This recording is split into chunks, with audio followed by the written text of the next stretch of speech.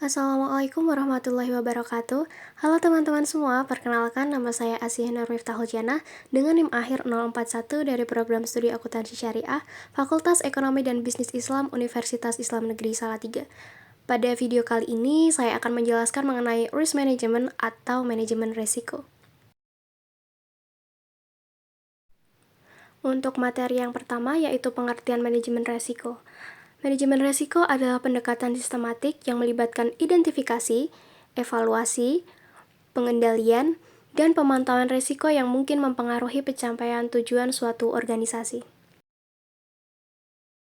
Untuk selanjutnya yaitu tujuan dari manajemen risiko, yaitu untuk mengenali potensi masalah atau dampak negatif yang dapat muncul dari ketidakpastian atau perubahan dalam lingkungan operasional dan untuk mengambil langkah-langkah yang diperlukan guna mengurangi risiko atau mengatasi konsekuensinya. Untuk materi selanjutnya yaitu karakteristik manajemen risiko. Untuk yang pertama ada sistematis dan terstruktur. Maksud dari sistematis dan terstruktur yaitu prosesnya terarah dan terorganisir dengan baik, dengan langkah-langkah yang jelas dan terdefinisi untuk diidentifikasi, dianalisis, dievaluasi, dan pengendalian risiko. Hal ini membantu memastikan bahwa semua risiko yang relevan diidentifikasi dan ditangani secara menyeluruh. Untuk yang kedua ada proaktif, di mana manajemen risiko tidak hanya reaktif terhadap peristiwa yang telah terjadi, tetapi juga mengantisipasi potensi risiko di masa depan. Hal ini dilakukan dengan memantau lingkungan internal dan eksternal secara berkelanjutan untuk mengidentifikasi potensi ancaman dan peluang. Yang ketiga ada berbasis data, di mana keputusan manajemen risiko didasarkan pada data dan informasi yang akurat dan terkini. Hal ini dapat membantu memastikan bahwa keputusan yang dibuat tepat dan efektif dalam meminimalkan risiko. Yang keempat ada terintegrasi, di mana manajemen risiko tidak berjalan sebagai proses yang terpisah, tetapi terintegrasi dengan proses bisnis lainnya. Hal tersebut dapat membantu memastikan bahwa risiko dipertimbangkan dalam semua aspek pengambilan keputusan. Untuk yang kelima, ada fleksibel dan adaptif, di mana manajemen risiko harus mampu beradaptasi dengan perubahan kondisi internal dan eksternal. Hal itu dianggap penting untuk memastikan bahwa prosesnya tetap efektif dalam menghadapi risiko baru dan yang muncul. Yang keenam, berfokus pada komunikasi. Komunikasi yang terbuka dan transparan sangat penting untuk manajemen risiko yang efektif, di mana semua pemangku kepentingan harus mengetahui peran dan tanggung jawab mereka dalam proses manajemen risiko dan informasi tentang risiko harus dibagikan secara bebas. Yang ketujuh, komitmen manajemen, di mana manajemen risiko harus didukung oleh komitmen yang kuat dari manajemen senior. Hal ini penting untuk memastikan bahwa prosesnya memiliki sumber daya yang memadai dan bahwa prioritas diberikan untuk mengelola risiko. Yang terakhir ada peningkatan berkelanjutan, di mana manajemen risiko harus dilihat sebagai proses yang berkelanjutan yang terus diperbarui dan ditingkatkan. Hal ini penting untuk memastikan bahwa prosesnya tetap efektif dalam menghadapi risiko yang terus berkembang. Untuk materi selanjutnya yaitu jenis-jenis manajemen risiko. Yang pertama ada manajemen risiko operasional, di mana manajemen ini berkaitan dengan risiko yang timbul akibat gagal fungsi proses internal, misalnya karena human error, kegagalan sistem, faktor luar seperti bencana, dan sebagainya. Ada 4 faktor penyebab manajemen risiko operasional, antara lain manusia, proses, sistem, dan kejadian eksternal. Dengan memahami manajemen risiko ini, perusahaan bisa mengambil langkah preventif atau bahkan sanksi supaya kapasitas produksi dan layanan terjaga, semisal ada hal yang tidak diinginkan terjadi. Untuk yang kedua, ada manajemen hazard, di mana manajemen hazard berkaitan dengan kondisi potensial yang mengakibatkan kebangkrutan dan kerusakan. Ketika kita membahas hazard, tentu kita juga membahas tentang peril atau risiko perilaku, yaitu peristiwa yang bisa menimbulkan kerugian bisnis. Dalam hal ini ada 3 macam hazard. Untuk yang pertama ada hazard legal, dapat dicontohkan sebagai pelanggaran atau pengabdian peraturan bisnis yang bisa menyebabkan kebangkrutan. Misalnya, pelanggaran SOP atau peraturan organisasi yang akhirnya berakibat fatal. Untuk yang kedua ada physical hazard, bisa berupa mesin yang sudah tua dan menimbulkan risiko kerugian saat produksi, seperti kecelakaan pegawai karena mesin dan sebagainya. Untuk yang terakhir ada moral hazard, contohnya yaitu sikap seorang karyawan di lingkungan kerja yang menimbulkan kerugian. Misalnya, karyawan tidak jujur dan sering korupsi uang. Contoh lainnya bisa dilihat dari karyawan yang tidak melayani konsumen dengan baik sehingga berakibat buruk pada organisasi.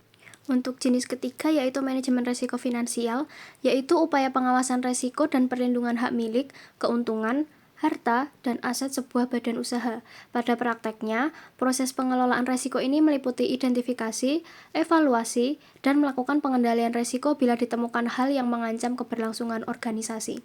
Untuk yang terakhir, yaitu manajemen risiko strategis, di mana manajemen ini berkaitan dengan pengambilan keputusan.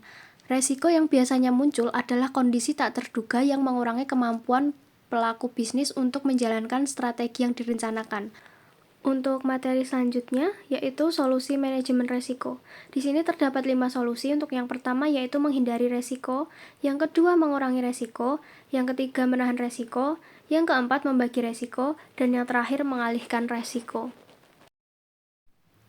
Untuk selanjutnya, contoh studi kasus yaitu pemboikotan produk PT Unilever akibat konflik Israel-Palestina. PT Unilever Indonesia Tbk adalah perusahaan multinasional yang memproduksi berbagai produk termasuk makanan, minuman, bahan pembersih, dan perawatan pribadi. Unilever telah memiliki sejarah yang cukup panjang dalam mendukung agresi Israel terhadap Palestina. Pada tahun 2021, anak perusahaan Unilever, Ben & Jerry's, memutuskan untuk berhenti menjual es krimnya di wilayah pendudukan Israel, termasuk tepi barat. Keputusan ini bertujuan agar Palestina dapat mengambil status kenegaraannya. Namun, Israel merespon dengan kemarahan dan menganggap Unilever pro-Palestina. CEO Unilever, Alan Job, menyatakan bahwa perusahaan tetap berkomitmen mendukung Israel dan telah menginvestasikan sekitar 306 juta US dollar kepada Israel dalam dekade terakhir. Gerakan BDS memasukkan Unilever dalam daftar perusahaan yang diserukan untuk diboikot. Di Indonesia, gerakan pemboikotan cukup deras, terlihat dari kolom komentar Instagram Unilever Indonesia yang dibanjiri oleh warganet yang menyatakan akan meninggalkan produk-produk yang dibawahi oleh perusahaan tersebut. Akibatnya, penjualan Unilever di Indonesia anjlok 15% di kuartal 4 tahun 2023. Saham Unilever mengalami tren penurunan di tengah aksi boikot dan citra Unilever sebagai perusahaan yang bertanggung jawab secara sosial tercoreng akibat asosiasi dengan pendudukan Israel di Palestina. Lalu untuk strategi mitigasi dari studi kasus di atas, untuk yang pertama yaitu mengklarifikasi sikap. Unilever perlu mengklarifikasi sikapnya terkait isu Palestina-Israel secara jelas dan tegas. Yang kedua, meningkatkan komunikasi. Unilever perlu meningkatkan komunikasi dengan publik, terutama di Indonesia, untuk menjelaskan langkah-langkah yang diambil untuk mengatasi dampak boikot. Yang ketiga yaitu membangun dialog. Unilever perlu membangun dialog dengan para pemangku kepentingannya, termasuk organisasi masyarakat sipil dan pimpinan agama, untuk mencari solusi yang konstruktif. Yang keempat, meningkatkan tanggung jawab sosial. Unilever perlu meningkatkan komitmennya terhadap tanggung jawab sosial dan etika bisnis, termasuk dengan mendukung program-program yang bermanfaat bagi masyarakat Palestina. Yang terakhir, memanfaatkan media sosial. Unilever dapat memanfaatkan media sosial untuk membangun hubungan dengan konsumen dan menjangkau publik yang lebih luas. Untuk yang selanjutnya, kontrol risiko. Untuk yang pertama yaitu memantau situasi. Unilever perlu memantau situasi dengan cermat dan melakukan penyesuaian strategi jika diperlukan. Yang kedua, mengembangkan rencana kontingensi.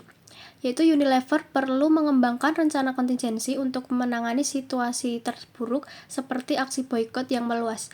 Yang ketiga, melakukan evaluasi berkala.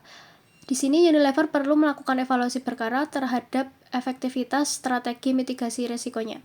Untuk yang selanjutnya yaitu implementasi manajemen risiko. Yang pertama ada pembentukan tim krisis, di mana PT Unilever perlu membentuk tim khusus yang terdiri dari anggota dari berbagai departemen seperti hukum, komunikasi, keuangan, dan operasional untuk menangani situasi ini secara terintegrasi. Tim ini bertugas untuk memantau situasi, membuat keputusan cepat, dan berkoordinasi dengan semua pihak terkait. Yang kedua ada strategi komunikasi, yaitu mengembangkan dan melaksanakan strategi komunikasi yang jelas untuk konsumen, investor, dan media. Fokus pada transparansi dan komitmen perusahaan terhadap nilai-nilai etis dan hak asasi manusia.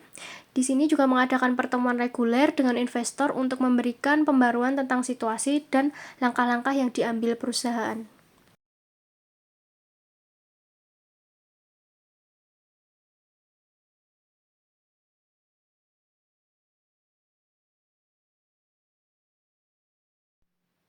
Yang ketiga yaitu diversifikasi pasar, yaitu mengidentifikasi pasar baru dan memperluas kehadiran di wilayah yang tidak terpengaruh oleh konflik. Ini termasuk memperkuat pemasaran dan distribusi di wilayah Asia, Afrika, dan Amerika.